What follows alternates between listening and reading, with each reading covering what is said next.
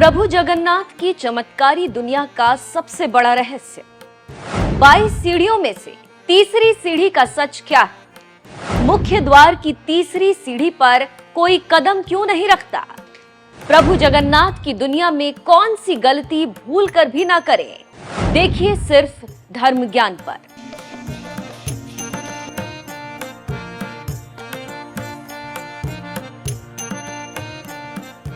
ओडिशा के पुरी शहर की जगन्नाथपुरी धाम में आकर हर कोई अपने आप को धन्य समझता है, क्योंकि धरती के इसी बैकुंठ लोक में महाप्रभु के साक्षात दर्शन होते हैं। यहीं पर 16 कलाओं के ज्ञाता भगवान श्री कृष्ण की धड़कनें सुनाई देती हैं और यहीं पर महाप्रभु का महाप्रसाद ग्रहण करने का सौभाग्य प्राप्त होता है।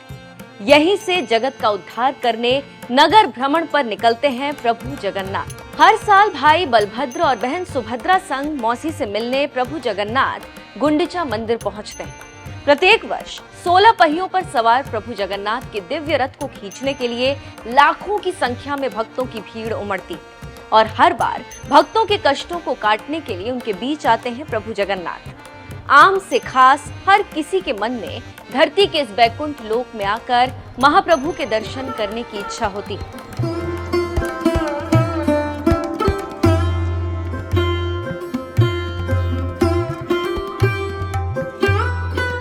इस कड़ी में देश के प्रधानमंत्री नरेंद्र मोदी भी कहीं पीछे नहीं। धार्मिक प्रवृत्ति के हमारे देश के प्रधानमंत्री नरेंद्र मोदी भी महाप्रभु की भक्ति से खुद को दूर नहीं रख पाते। बतौर मुख्यमंत्री मोदी जी गुजरात में हर साल अहमदाबाद में निकाली जाने वाली जगन्नाथ रथ यात्रा में हमेशा शामिल होते थे और जब गुजरात से दिल्ली पहुंचे, केंद्र की सत्ता तक पहुंचे, जगन्नाथपुरी जाकर महाप्रभु के साक्षात दर्शन करना कभी नहीं भूले। बतौर प्रधानमंत्री नरेंद्र मोदी जब साल 2016 में जगन्नाथपुरी पहुंचे, तब उन्होंने पूरे विधि विधान के साथ प्रभु जगन्नाथ की पूजा अर्चना की। सुबह के 10:55 से लेकर 11:40 तक प्रभु जगन्नाथ के दर्शन किए। इस दौरान पुरी की जनता ने भी उनका भव्य स्वागत किया। लेकिन क्या आप जानते हैं, अपने इस मंदिर दौरे में महाप्रभु के मंदिर में प्रवेश करते समय मंदिर के मुख्य द्वार के नीचे से ऊपर की तरफ की तीसरी सीढ़ी पर कदम रखना तो दूर, पीएम मोदी ने उसे छुआ तक नहीं था। पीएम मोदी ने मंदिर दर्शन के बाद भी सिंह द्वार से सटी 22 सीढ़ियों में से तीसरी सीढ़ी पर अपना पैर तक नहीं रखा। और इसके पीछे की वजह क्या है जगन्नाथ मंदिर की तीसरी सीढ़ी का सबसे बड़ा रहस्य? ये जानने के लिए बने रहिए धर्म ज्ञान के साथ।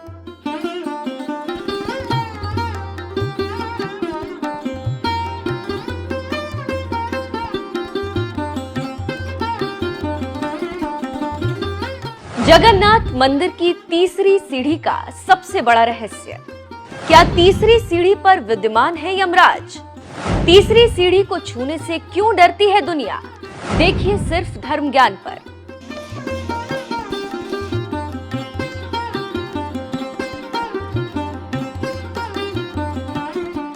चार धामों में से एक प्रभु जगन्नाथ की ये निराली दुनिया अनेकों रहस्य में बंधी हुई। आज तक यहाँ की हिस्ट्री एक मिस्ट्री बनी हुई है।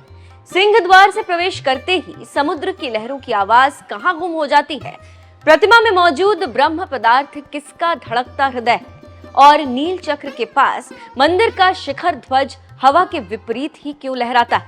इन चमत्कारों के जवाब दुनिया के किसी भी वैज्ञानिक के पास नहीं है। और इसी कड़ी में मंदिर से जुड़ा एक रहस्य ऐसा है जिसका संबंध यमलोक के राजा यमराज से जुड़ा है। मंदिर के मुख्य द्वार यानी सिंह द्वार से सटी 22 सीढ़ियों में से नीचे से ऊपर की ओर आती तीसरी सीढ़ी पर कोई भी भक्त कदम नहीं रखता।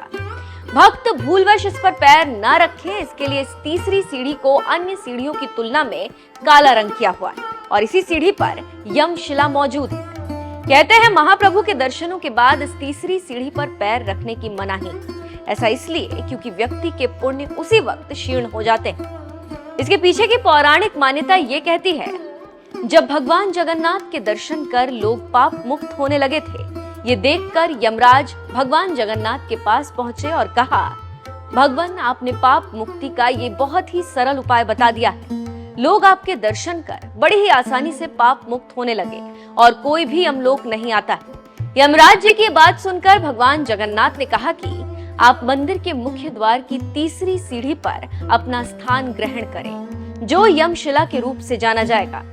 जो कोई भी मेरे दर्शन के बाद उस शिला पर पैर रखेगा, उसके सारे पुण्य क्षीण हो जाएंगे और उन्हें यमलोक जाना पड़ेगा।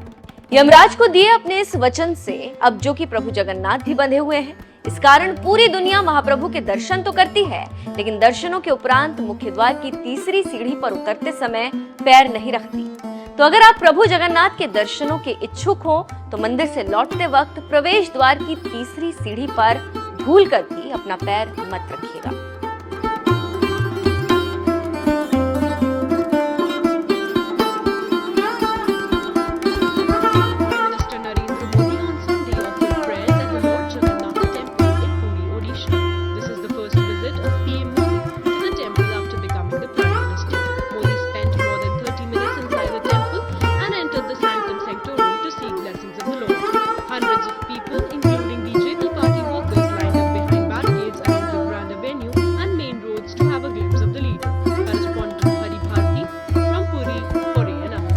ऐसा भव्य रथ जिसे कोई रोक नहीं सकता।